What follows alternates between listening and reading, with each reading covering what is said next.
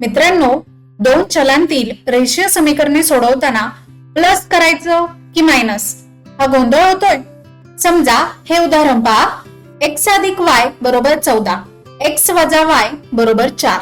इथे y चे सहगुणक सारखे आहेत, 1 1, पण चिन्हे वेगवेगळी आहेत, प्लस आणि मायनस. मग लक्षात ठेवा, जेव्हा चिन्हे वेगळी असतात तेव्हा सरळ त्यांची बेरीज करायची. मग या दोन्ही समीकरणांची बेरीज करूयात. x अधिक y बरोबर 14 अधिक x वजा y बरोबर 4. बेरीज केल्यानंतर काय मिळेल आपल्याला? x अधिक x काय होणार? 1 अधिक 1 2, 2x y y काय होणार आहे? कॅन्सल. अधिक वजा वजा होतो म्हणून y झाला इथं कॅन्सल. बरोबर 14 अधिक 4 किती येतं? 18. मग x बरोबर काय होणार? 2 याला गुणिले, इकडे येऊन तो होणार भागिले. 18 भागिले 2 म्हणजेच x ची किंमत आपल्याला मिळालेली आहे 9.